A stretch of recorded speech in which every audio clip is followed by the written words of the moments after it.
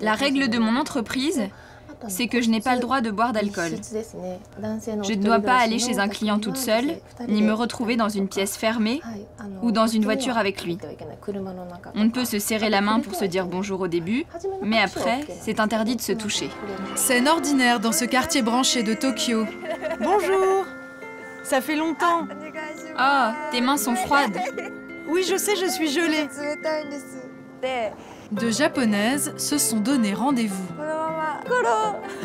Des amis de longue date? Pas du tout, car à la fin de la journée, Sela, à droite, payera Luli, à gauche, pour le temps passé ensemble à papoter. Luli est une amie à louer, 40 € de l'heure. C'est le prix de l'amitié au Japon.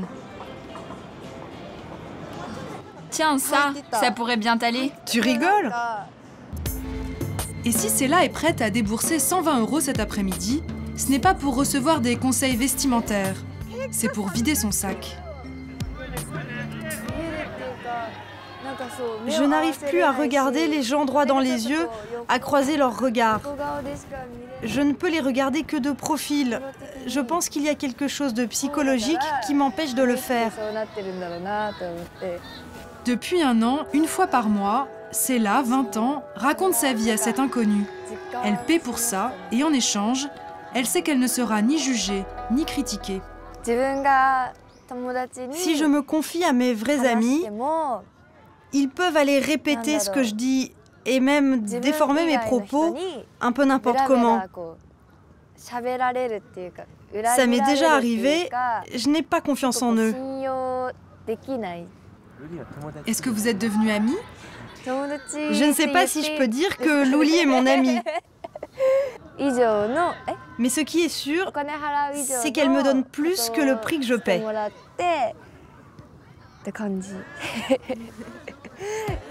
Ces rencontres tarifées entre soutien psychologique et SOS Amitié ne sont pas rares au Japon. Rien qu'à Tokyo, il s'en déroule plusieurs dizaines par jour. La solitude est devenue un business qui intéresse les entreprises. Sur leur site, on trouve des meilleurs amis pour tous les goûts, de la jeune fille stylée à la mamie gâteau, en passant par la mère de famille, bébé compris. Et attention, aucune faveur sexuelle à l'horizon, ici il n'y a que l'amitié qui est à vendre. L'une des femmes d'affaires aux manettes de ce secteur commercial, c'est elle, Abe Maki. Elle a créé sa compagnie en 2009 et affiche fièrement un catalogue d'une centaine d'amis à louer. Celle-ci ont 20 ans, là 30 ans et ici jusqu'à 79 ans. Chaque jour, Abe Maki reçoit une centaine de CV. Aujourd'hui, Manaka, 18 ans, vient tenter sa chance. Bonjour. Asseyez-vous. L'entretien d'embauche se fait rapidement. Tu habites où? J'habite à Udawara. J'ai des clients là-bas. Qu'est-ce que tu fais maintenant? Je suis lycéenne. Et après le lycée, qu'est-ce que tu veux faire? J'aimerais bien travailler pour vous. Ici, le salaire peut grimper jusqu'à 5 000 € par mois et aucun diplôme n'est exigé. Alors forcément, la concurrence est rude. Je ne travaille qu'avec des gens qui, comme moi, sentent que quelque chose manque sur le plan humain dans notre société d'opulence matérielle. Le système japonais encourage la solitude. On trouve des salles de karaoké individuelles et chez soi, tout est fait pour qu'on puisse s'occuper sans personne. Moi, je suis persuadée qu'un être humain ne peut pas être heureux tout seul. Mais ce business de la solitude au Japon ne s'arrête pas à ce simple commerce de dames de compagnie. Il existe une niche bien plus folle exploitée par cet homme, Ruichi Ishinokawa. Son truc, c'est l'imposture. Sur commande, il peut endosser le costume de n'importe qui.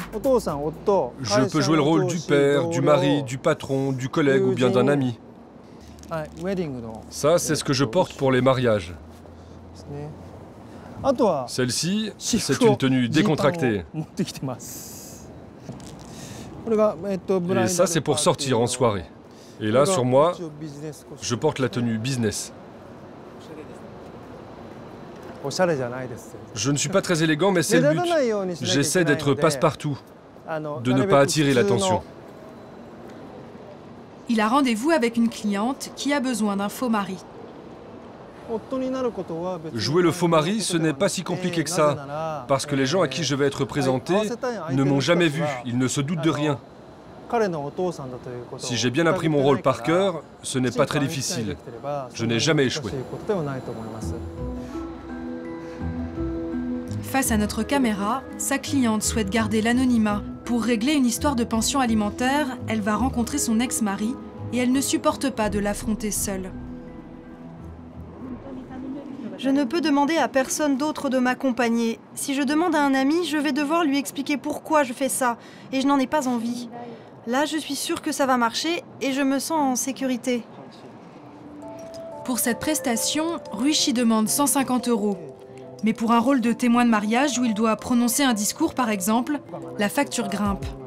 Dans une société où apparaître seul en public dans certaines occasions équivaut à un déshonneur, la location d'êtres humains permet aux Japonais de ne pas perdre la face. Nous avons rendez-vous dans un quartier populaire de Tokyo avec un homme à qui la location d'amis a sauvé la vie. Il s'appelle Masao Nakamura et il nous reçoit chez lui où il habite seul.